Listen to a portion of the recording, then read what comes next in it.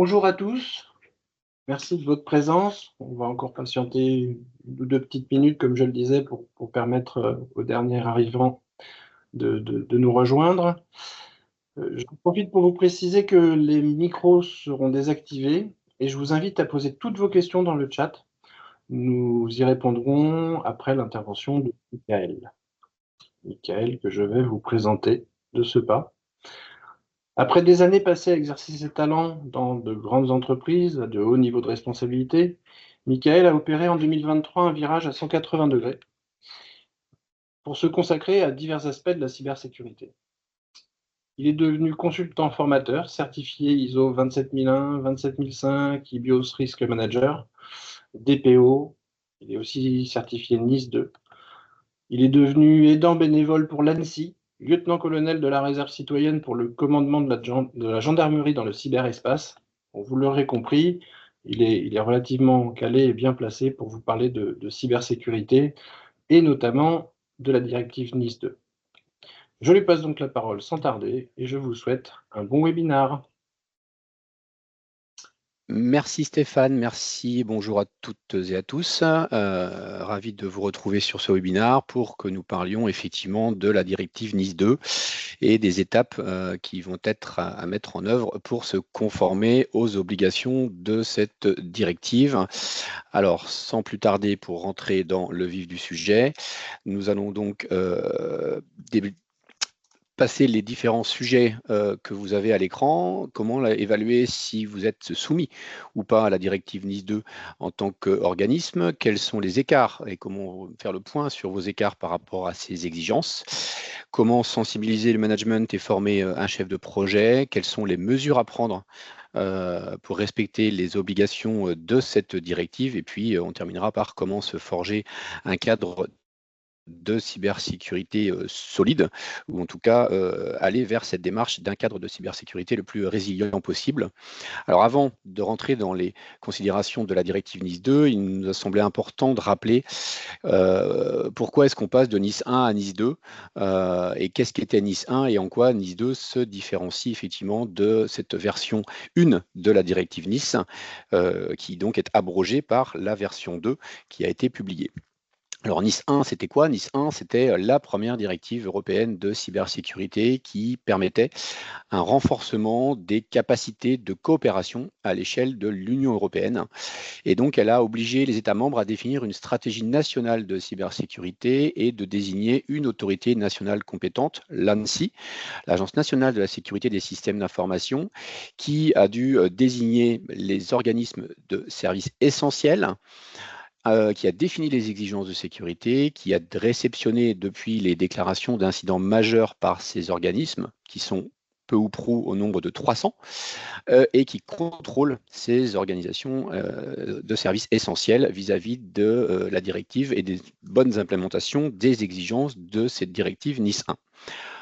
On comprend donc, cette directive ciblait les grands acteurs économiques du marché intérieur de l'UE au regard des grands impacts économiques et sociétaux, avec la définition de ce qu'on appelait le service essentiel et cette notion de service informatique essentiel. Donc on se concentrait sur des acteurs et des secteurs critiques de cette directive.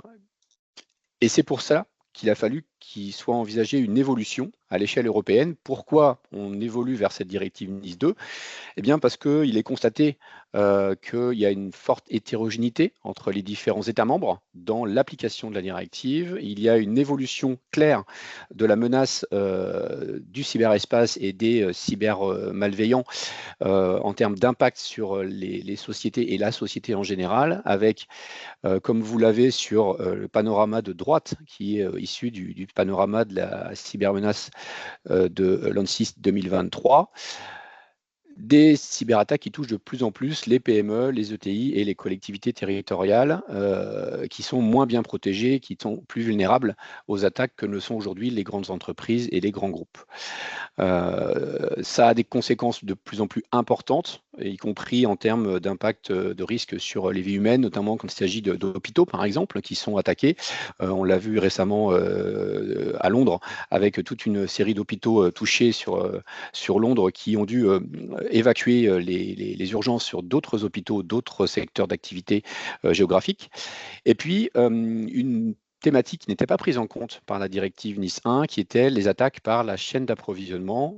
On sous-entend par la chaîne d'approvisionnement les petites entreprises qui sont connectées aux grandes, qui sont sous-traitantes de ces grosses structures, connectées sur leur système d'information le plus souvent, et par lesquelles les attaquants rentrent parce que les faiblesses et la surface d'exposition de ces entreprises est présente et permettent aux attaquants de rentrer et d'aller ensuite rebondir chez les grosses structures.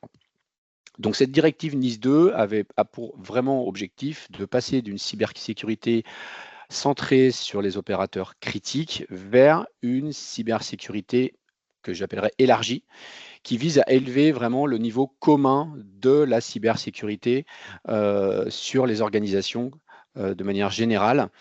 Elle définit des règles minimales de sécurité qui sont le plancher à atteindre.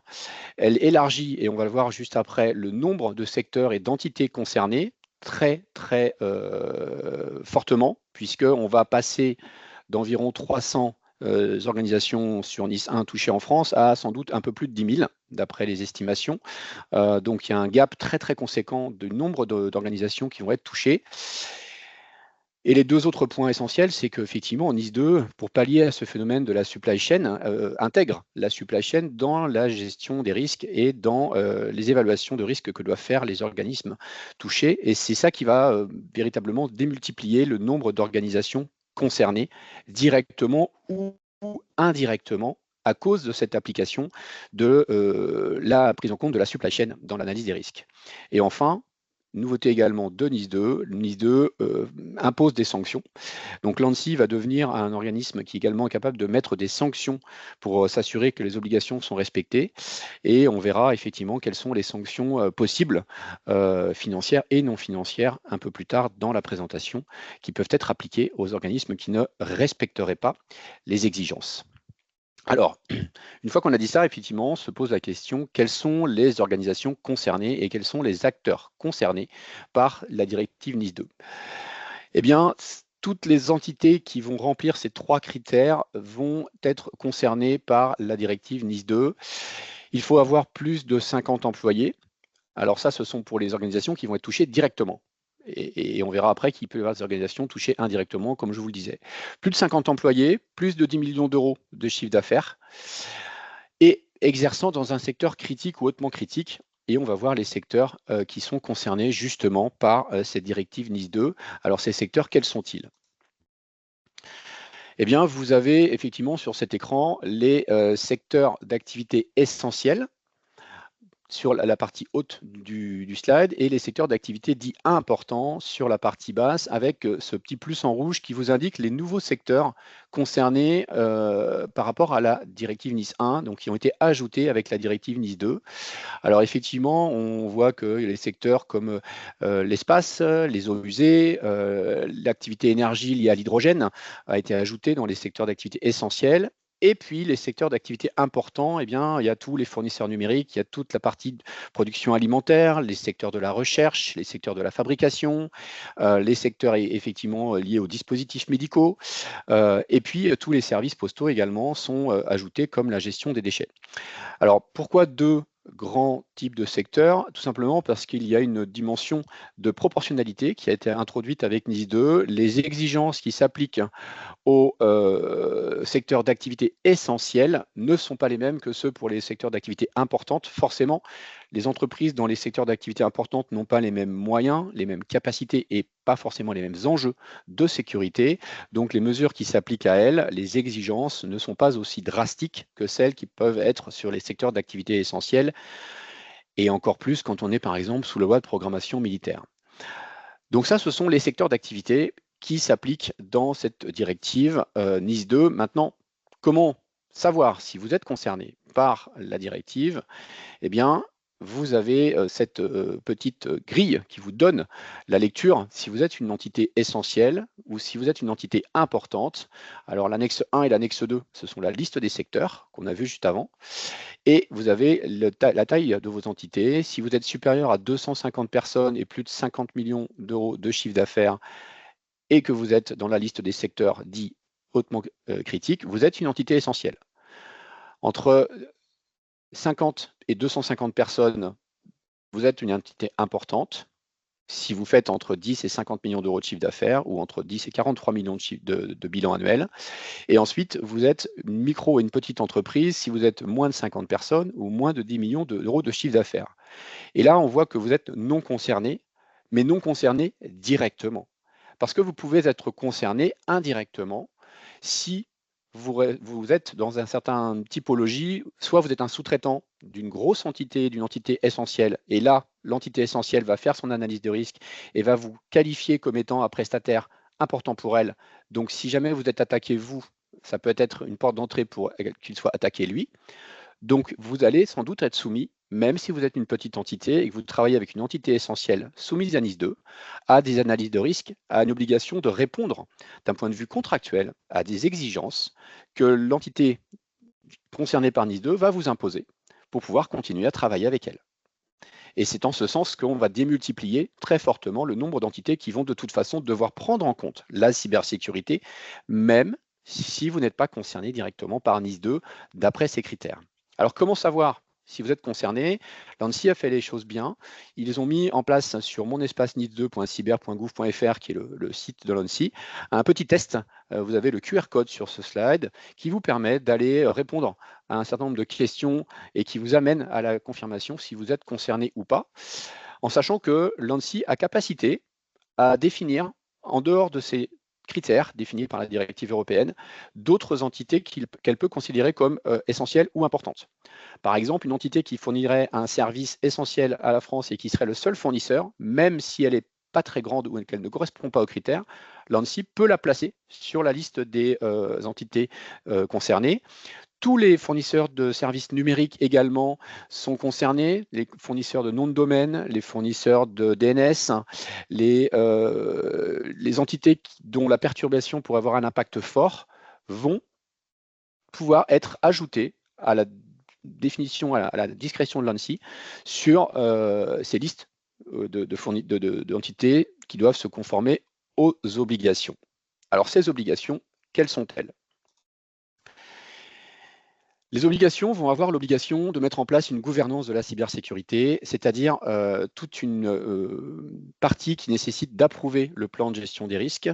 Les COMEX, les CODIR vont devoir se former et déterminer et valider les risques analysés par, en général, les RSSI, et vont devoir s'assurer que les équipes sont bien formées sur les risques et la pratique de la gestion des risques. Donc ça, c'est effectivement quelque chose d'assez important dans NIS 2 qui n'était pas aussi marqué dans NIS 1, l'implication de la direction et les exigences qui s'appliquent à la direction et à la gouvernance générale de vos organisations.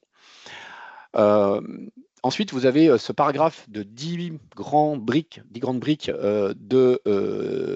d'exigence NIS 2 qui commence par l'analyse des risques. On est vraiment sur une approche par les risques, en passant par la politique de sécurité, la gestion des incidents, la gestion de crise, tous les éléments qui sont présents dans l'ISO 27001. Il n'y a rien de réellement nouveau, à l'exception de la sécurité de la supply chain, qui est clairement un point très fortement mis en avant dans NIS 2 et qui vous oblige, en tant qu'entité soumise à NIS 2, à aller vérifier si vos sous-traitants, vos partenaires, vos co-traitants sont à un niveau minimum de sécurité et donc vont pouvoir continuer de travailler avec vous si jamais ils sont attaqués. Est-ce que ça vous mettra en difficulté?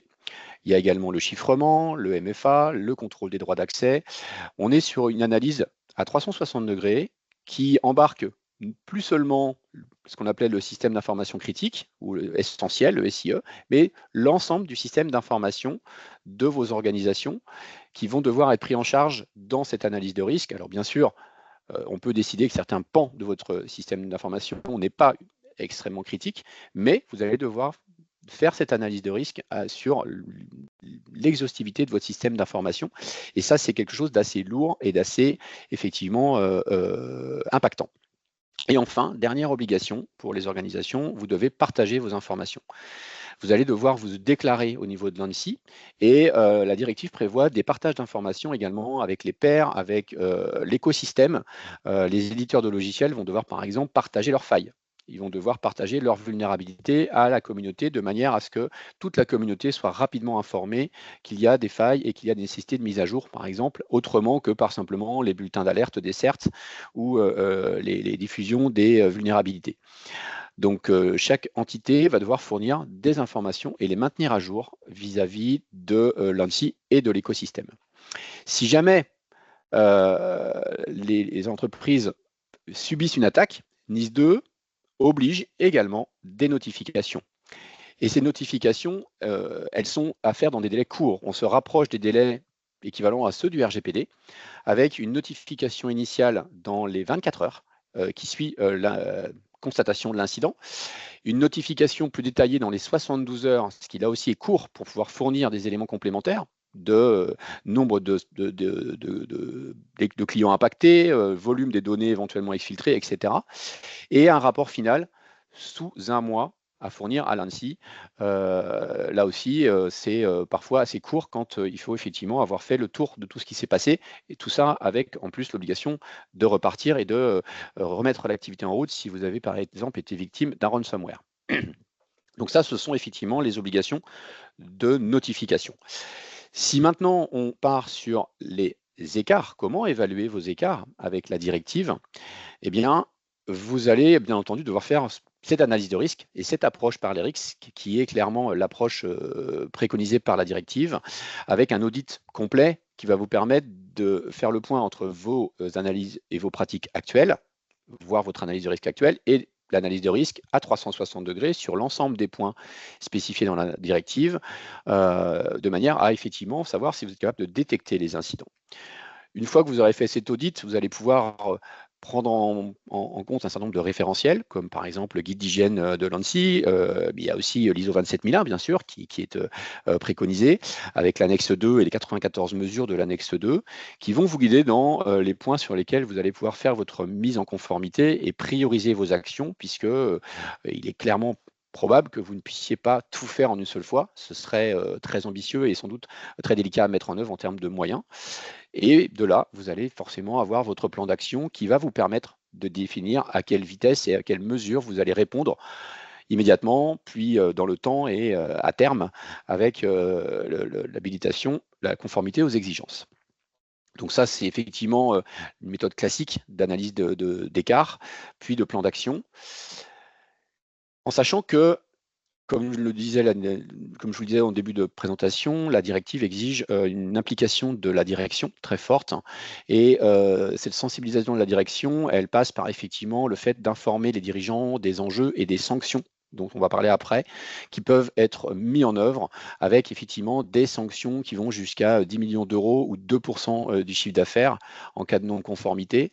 C'est déjà conséquent, c'est la valeur la plus haute qui s'applique. Il va falloir désigner un chef de projet. C'est clairement une activité à mener en mode projet avec quelqu'un de dédié sur le sujet. Le RSSI peut le faire, mais s'il y a déjà beaucoup d'activités par ailleurs, la mise en place de NIS2 va nécessiter plus de moyens que simplement dire au RSSI de faire la conformité NIS2. Et il va falloir vraiment piloter cette activité avec toutes les parties prenantes. C'est un projet très transversal. Toutes les directions doivent être impliquées, notamment les directions métiers, et pas seulement le RSSI, la DSI et le DPO. Puisqu'on est vraiment sur une activité qui ne touche plus seulement le service essentiel, mais l'ensemble de l'entreprise. Et enfin, gros point mis en avant par la directive sur la sensibilisation des employés, qui aujourd'hui est un maillon certes mis en œuvre, souvent par des tests de phishing, mais qui nécessite effectivement une diffusion plus large de cette sensibilisation qui doit toucher tous les employés à tous les échelons de l'entreprise et de manière régulière. Et donc, on en vient à comment construire cette cybersécurité résiliente. Eh bien, il y a cette dimension de veille qui est souvent opérée par le RSSI, mais qui nécessite aujourd'hui sans doute des outils et de l'automatisation. On parle des SIEM, de la journalisation, de l'analyse des logs, de la mise en place de SOC ou d'utilisation de structures externes de surveillance de votre réseau. Il y a cette notion de culture de la sécurité qui va devoir être mise en place pour, effectivement, par la formation et la sensibilisation de vos collaborateurs, faire monter les compétences d'une part et agir sur les comportements d'autre part, la vigilance et la prévention, notamment au phishing. Et puis enfin, ceux qui le souhaitent, en passant une certification, acquièrent une notoriété et une image plus vertueuse et qui permet d'avoir effectivement une assurance vis-à-vis de vos clients si vous avez cette certification comme par exemple l'ISO 27001. Ce n'est pas la seule, mais c'est déjà une certification qui prouve un degré de maturité en général avec l'application du PDCA. On en vient aux sanctions. Je vous parlais des sanctions tout à l'heure. Quels sont les risques que vous avez si vous ne respectez pas la directive NIS2 ou que vous êtes amené à devoir déclarer un incident qui montre que vous n'aviez pas pris en compte les exigences? Alors pour les entités importantes, on est à 7 millions d'euros ou au moins 1,4% du chiffre d'affaires. Les entités essentielles, comme je vous disais tout à l'heure, maximum de 10 millions d'euros ou 2% du chiffre d'affaires, la valeur la plus élevée s'appliquant, et on parle du chiffre d'affaires du groupe, si vous faites partie d'un groupe. Et enfin, les sanctions non financières possibles, et elles sont également impactantes puisque vous voyez que, en plus des audits de sécurité ou des scans que peut mener l'ANSSI, l'ANSSI peut vous demander également une injonction avec des pénalités journalières si vous ne vous mettez pas rapidement en niveau de conformité sur certains points. Par exemple, si vous ne chiffrez pas les données que vous stockez, si vous avez une politique de gestion des mots de passe qui n'est pas adaptée. Et enfin, vous pouvez avoir une suspension de vos certifications. Ça peut être très, très embêtant si vous êtes certifié sur des exigences qui vous permettent de diffuser vos produits et qu'on vous retire temporairement cette certification. Et le DG de l'entité, et là c'est une vraie nouveauté aussi, peut être suspendu temporairement ou non d'exercer ses fonctions. Ce qui veut dire que une organisation qui serait fortement impactée par une attaque et qui n'aurait pris en aucun cas les mesures de la directive, le dirigeant peut directement se retrouver avec une interdiction temporaire d'exercer. Et donc là, c'est effectivement une décision assez lourde de conséquences sur l'organisation. Pour terminer rapidement, les étapes de la transposition. En octobre 2024, la directive s'applique et devra être transposée. La transposition est en cours. Les événements actuels font que la transposition qui devait être annoncée rapidement, prochainement, a priori, va se faire un peu plus tard. Mais en tout cas, au plus tard, le 17 octobre, la directive s'applique. L'ANSSI a déjà annoncé lors des présentations via Vincent Strubel qu'effectivement, il y aura une phase d'accompagnement, clairement. Ils ne vont pas forcément tout de suite appliquer des sanctions. C'est comme le RGPD, il y aura une phase clairement d'accompagnement et l'ANSSI est là pour accompagner. Mais d'ici le mois de janvier 2025, de toute façon, les États doivent informer la Commission européenne des mesures adoptées et en avril, chaque État membre publie la liste des organisations qui sont concernées par NIS2. Et donc, chacun d'entre vous, si vous êtes concerné, allez devoir vous déclarer auprès de l'ANSSI. Donc ça, c'est la première étape. Ce n'est pas parce qu'il y a la transposition que vous devez être immédiatement conforme, mais en tout cas, il y a un long chemin à faire et il faut s'y mettre dès maintenant parce que ça ne va pas se faire en un mois d'être conforme à la directive. Je conclurai par ces 5 idées importantes à retenir sur la directive. N'attendez pas la date de transposition pour démarrer. C'est clair qu'il faut aller plus loin que la conformité pour la conformité. Le but, ce n'est pas de cocher des cases. Le but, c'est de vous mettre en action pour instaurer une véritable culture de la cybersécurité et d'augmenter clairement la résilience des organisations françaises et européennes. La directive s'appuie sur les règles d'hygiène. Ça ne suffit pas pour être conforme, mais c'est déjà bien de les appliquer, mais il y a ce sujet de la gouvernance qu'il faut vraiment prendre en compte dans vos organisations. Il faut clairement impliquer votre CODIR, votre COMEX, voire votre conseil d'administration. NIS 1 s'intéressait au système essentiel, NIS 2 couvre beaucoup plus largement votre système d'information, donc c'est beaucoup plus impactant en profondeur, y compris pour les métiers. Pour réussir, il ne faut pas seulement le RSSI, mais clairement l'ensemble de l'entreprise qui doit se mobiliser et il faut un sponsoring très fort de votre direction pour que ça fonctionne. Ça va être une démarche très collective. Et enfin, NIS 2 vous oblige à démontrer annuellement les moyens mis en œuvre. Donc, vous devez montrer dans la durée une évolution vers une amélioration de votre posture de cybersécurité et de votre culture. Donc, ça veut dire des indicateurs et des mesures qui vont être probablement automatisées. Donc, pensez aussi à prévoir des indicateurs qui sont facilement traitables et qui ne nécessitent pas un travail manuel répétitif et trop fastidieux. Alors, comment aller dans cette démarche de la directive NIS 2, eh bien, vous avez 2 formations que propose le Ségos. Une formation de 5 jours, NIS 2, Lead Implementer, avec effectivement l'ensemble des exigences de la norme balayées sur 5 jours et une certification à la fin, ou une version 2 jours qui permet de comprendre les grandes lignes et de préparer l'implémentation de la directive, également délivrée par le Ségos, pour lesquelles des sessions ont lieu dès le mois de juillet. Sur cette effectivement directive NIS 2. J'en ai terminé.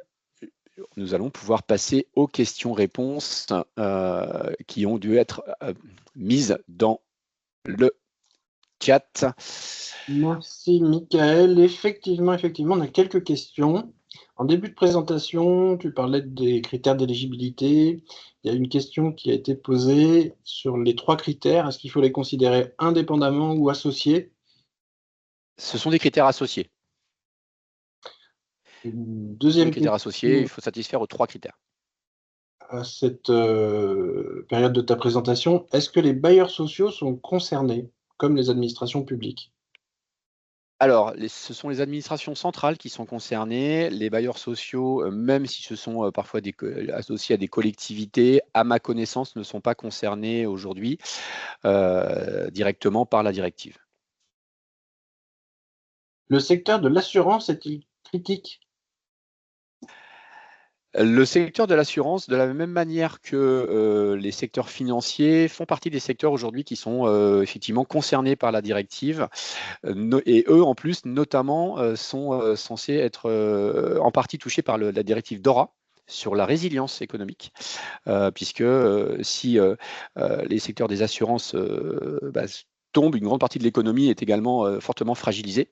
Donc oui, ils sont concernés, en tout cas, au sein par rapport à Dora, ils sont touchés, et par rapport à la dimension cyberassurance également. Aujourd'hui, être capable de couvrir les entreprises par les contrats cyber, ça veut dire évaluer le risque de ces entreprises-là. Et donc, oui, il y a une dimension où le secteur de l'assurance est concerné par la dimension de secteur important. Alors, j'ai maintenant une petite série de questions un peu plus techniques. Question de Sandra. Est-ce que le seuil d'habitants pour les EPCI concernés a été acté? Je ne crois pas qu'il ait été acté. Sur les EPCI, je n'ai pas connaissance du seuil d'habitants concernant les EPCI. Ce qui est sûr, c'est que le secteur des eaux et des assainissements et des eaux usées est un secteur qui a été ajouté dans la directive. Maintenant, les seuils auxquels les organisations sont censées être touchées, c'est l'ANSSI qui va les définir, c'est la transposition. Enfin, c'est pas l'ANSSI, c'est la transposition qui va le définir. Et donc, on attend pour le coup les chiffres liés à la transposition. Donc aujourd'hui, non, ce seuil n'est pas défini.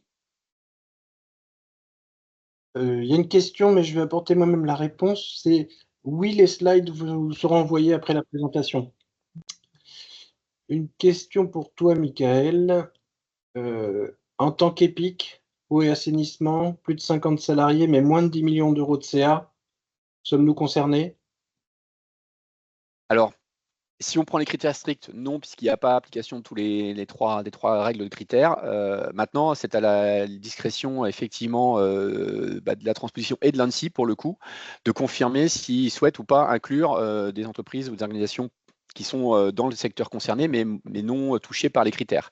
Et là, clairement, si c'est par exemple un EPIC qui fournit l'eau et l'assainissement sur un territoire rural assez large et qui va couvrir finalement une population assez largement géographiquement large, eh bien peut-être que l'ANSSI dira, bah là, si cette organisation n'est plus capable de fournir ce service des eaux usées à un ensemble d'un territoire, bien qu'il ne soit pas dans les critères, sa défaillance peut provoquer des impacts lourds sur la population.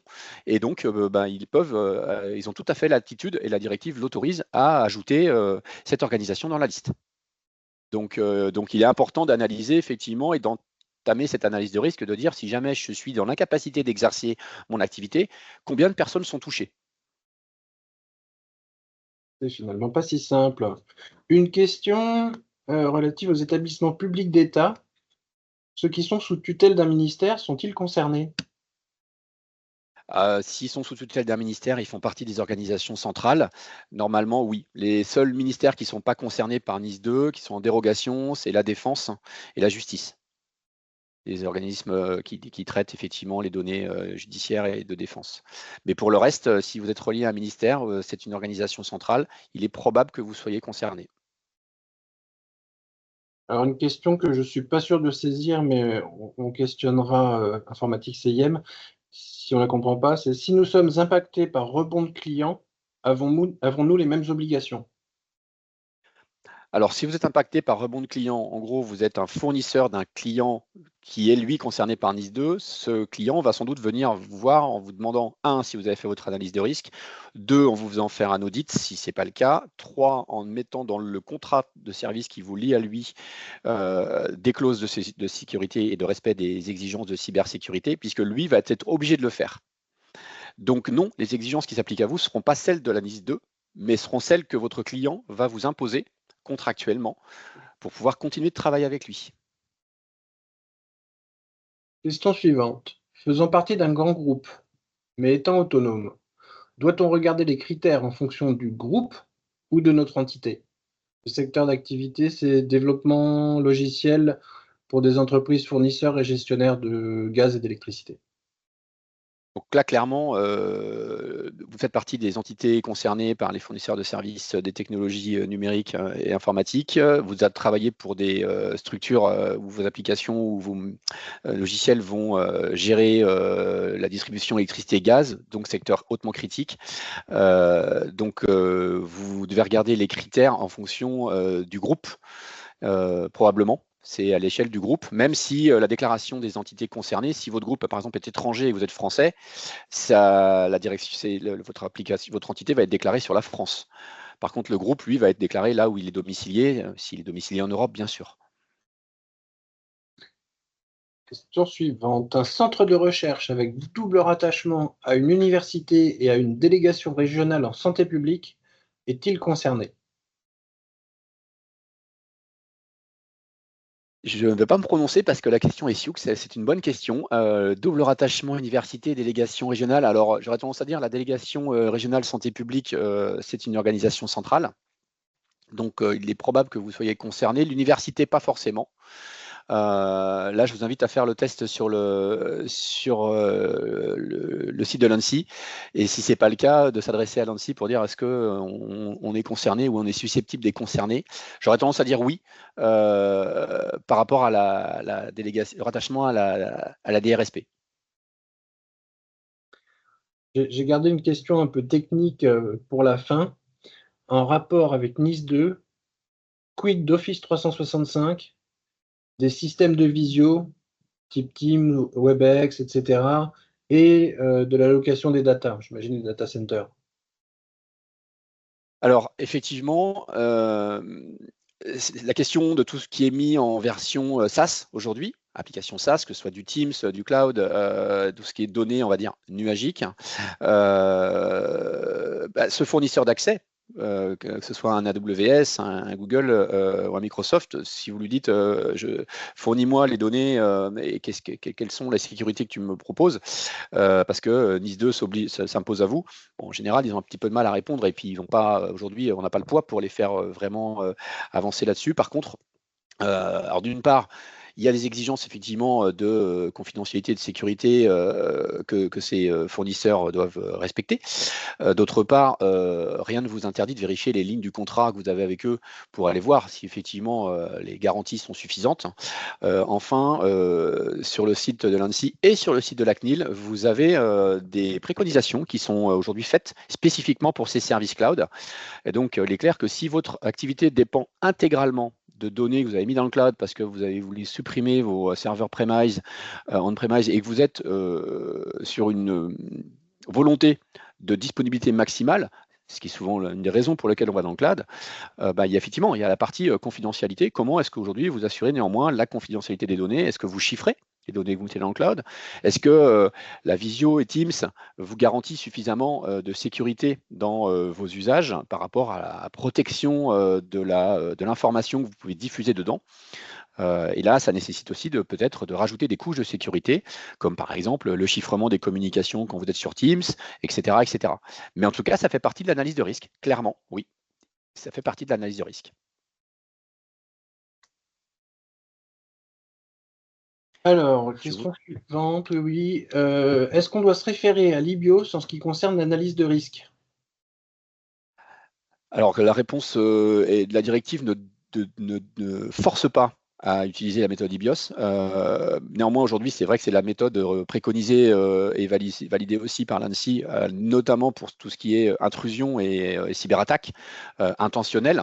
Attention, hein, c'est vrai qu'elle est fortement utilisable et bien faite pour la partie intentionnelle. Donc oui, elle est préconisée. En tout cas, ce qui est préconisé, ça c'est sûr, c'est l'approche par les risques. Mais le référentiel IBIOS n'est pas imposé par la directive. Néanmoins, il est fortement recommandé effectivement pour tout ce qui est analyse de risque intentionnel, intrusion et autres. C'est moins le cas sur des risques de type sinistre ou autre, où elle n'est pas forcément adaptée, et auquel cas on est sur l'analyse de risque classique, de la méthode de l'analyse de risque définie par l'ISO 27005. Toujours sur l'éligibilité, un centre de recherche privé de moins de 50 employés, de moins de 10 millions de CA, dont l'activité principale est la propriété intellectuelle, production de brevets dans les standards I3E, Wi-Fi, 5G, etc., peut-il être impacté par cette directive? Alors, si on prend les critères stricts, non, moins de 50 employés, moins de 10 millions d'euros.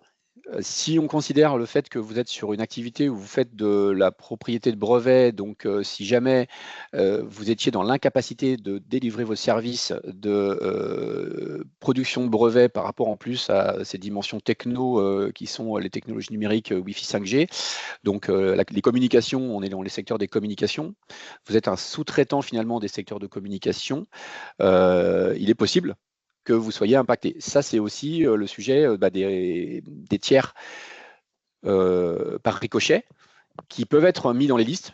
Si jamais il s'avère que si vous êtes dans l'incapacité d'exercer votre activité pendant, par exemple, un mois, est-ce qu'il y a un impact fort chez vos clients? Et c'est cette dimension d'impact qui va définir si vous êtes concerné par la directive. Une question sur la formation certifiante. Vous dites Oui. être certifié NIS 2. Qui certifie et par qui est reconnue cette certification?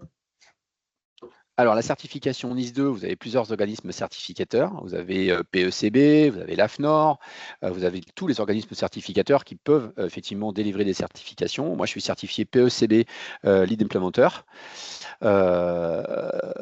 C'est une certification qui est reconnue par les organismes en général, puisque tout comme l'AFNOR délivre, tout comme n'importe quel organisme certificateur qui a obtenu son label pour délivrer des certifications,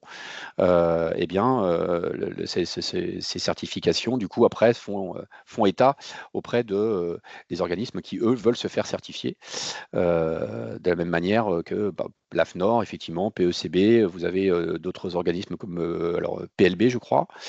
Mais Stéphane, vous êtes peut-être plus calé sur moi que sur les organismes.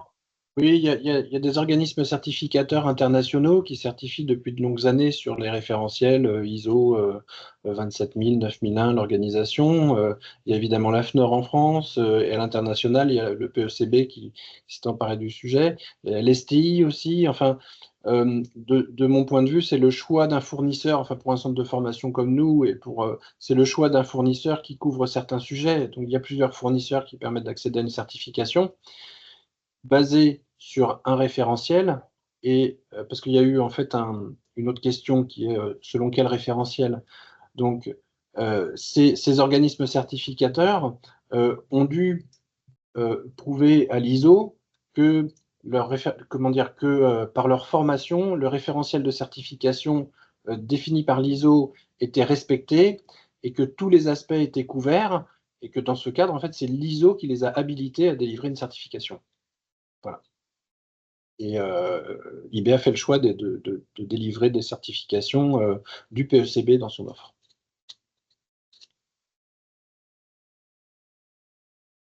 Cela a-t-il répondu à la question sur les certifications?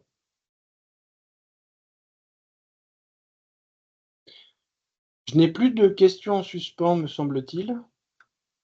Une petite dernière. Ah, au-delà des formations certifiantes, IBCGOS propose-t-elle des cursus de sensibilisation cyber pour l'ensemble des personnels? Existe-t-il des cursus en distanciel accompagnés de type MOOC? Alors, nous avons effectivement une formation d'une journée sur la sensibilisation au risque. Je parle plutôt d'une offre inter-entreprise. Après, en fonction de la taille et des personnels, de la quantité de personnel à sensibiliser, on peut effectivement vous accompagner sur des dispositifs ad hoc et sur mesure. Tout dépend un petit peu de la population, mais n'hésitez pas à nous contacter. On sait répondre à ce genre de problématiques sans aucun problème.